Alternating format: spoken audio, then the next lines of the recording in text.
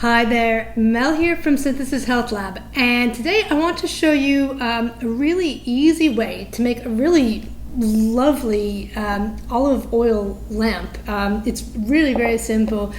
So first, why might you want to do this? They look nice and they're kind of cool, but also it's really helpful to find ways to minimize your exposure to artificial light after the sun sets. It was really disruptive to sleep and to physiology. So as much as we can, just remove sources of artificial light as much as possible, the better. And I've actually found this to be a really great solution.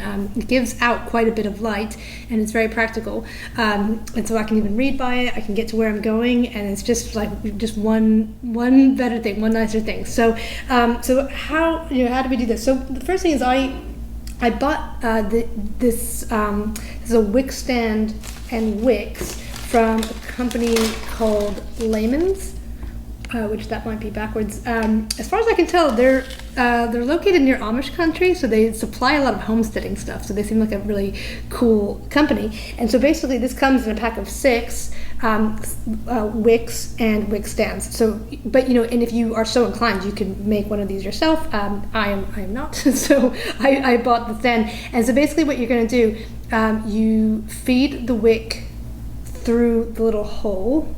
There's instructions that come with it as well, and if I can figure it out, you can figure it out too. And then you want to basically pull it through the coil so that it's between the bottom 2 wires, and that just keeps it from slipping out. And then you're gonna pull it down so that it's sticking out about 1/4 inch, and basically the amount that it's sticking out is going to impact the amount of light. So the higher it's sticking out, the brighter the light. So something like that. Okay, and then I also bought a 6-pack of these mason jars, the original mason jars. So you get a 6-pack of each one. Now, I think you can even buy these candles, the finished product, on Etsy, and I think that this is just basically what they did. So I think one of these is about $20 on Etsy, whereas if you buy the mason jars in the pack, it's $40, and you end up with 6. So then you have extras to give your friends.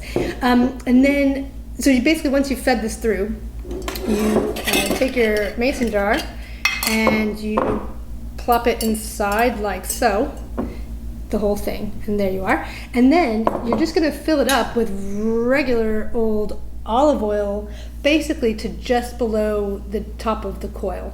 Now, you can use the olive oil that you cook with, or that you eat. You can also buy maybe less expensive olive oil if you choose to. So, you might have your food grade olive oil and then your candle olive oil. That having been said, it just depends on your situation, but using this much olive oil will last about 20 hours. It's not that much.